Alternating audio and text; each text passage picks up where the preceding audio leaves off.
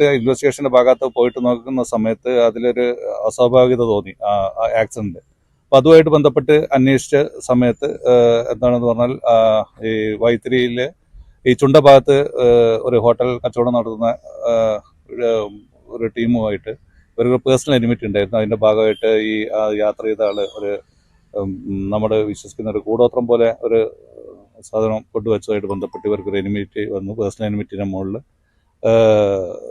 രണ്ടുപേര് ജ്യേഷ്ഠനമനിയനും അപ്പുറം നിന്നിട്ട് ഇൻഫർമേഷൻ കൊടുത്തിട്ട് ആക്സിഡന്റ് നടത്തിയിട്ട് കൊലപ്പെടുത്തിയാണെന്ന് മനസ്സിലായിട്ടുണ്ട്. അതിന്റെ ഇൻവെസ്റ്റിഗേഷൻ CI നടത്തി വരുന്നുണ്ട്. ഇത് മോട്ടീവ് ശരിക്കും അവര് പേഴ്സണൽ എനിമിറ്റിന്റെ മുകളിലാണ് അവർ തമ്മിൽ. നേരത്തെ ഗ്രഡ്ജ് ഉണ്ടായിരുന്നു.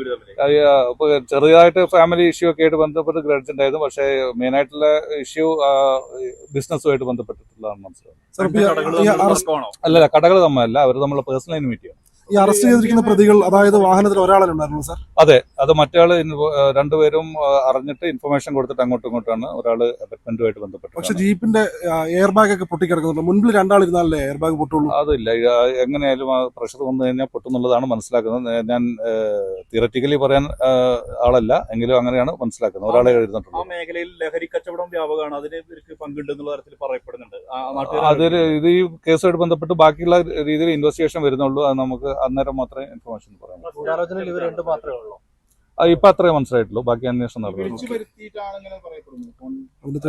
ഇല്ല, വിളിച്ചു വരുത്തിയതായിട്ടുള്ളത് മനസ്സിലാക്കിയിട്ടില്ല. ഈവൻ അനിയൻ ഏട്ടനെ ഇങ്ങനെ പാസ് ചെയ്യുന്നുള്ള അങ്ങനെ എന്തെങ്കിലും? അതെ, പോകുന്ന മൂവ്മെന്റ് വാച്ച് ചെയ്ത് നിൽക്കണ്ടായിരുന്നു. മൂവ്മെന്റ് കൊടുത്ത് ഇൻഫർമേഷൻ കൊടുത്താണ് മനസ്സിലാവുന്നുണ്ട്. ദിവസങ്ങളായിട്ട് ഇവര് ഫോളോ ചെയ്യുന്നുണ്ടല്ലേ? ഇല്ല, അത് ഇപ്പൊ റീസെന്റ് ആയിട്ട് ഒരു ഇൻസിഡന്റ് ഉണ്ടായത് അതിന്റെ ഭാഗമായിട്ടുള്ള എനിമിറ്റി ആണെന്നാണ് മനസ്സിലാവുന്നത്. അതെ, കൊലപാതകം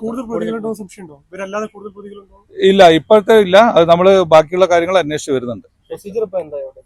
അത് അറസ്റ്റ് കഴിഞ്ഞിട്ടുണ്ട്. രണ്ടുപേരും അറസ്റ്റ് ചെയ്തിട്ടുണ്ട്. മർഡർ കേസ്, മർഡറാണ്. മർഡർ അതിന്റെ അബറ്റ്മെന്റ് തെളിവെടുപ്പ് നടന്ന CI ആണ് അന്വേഷണം.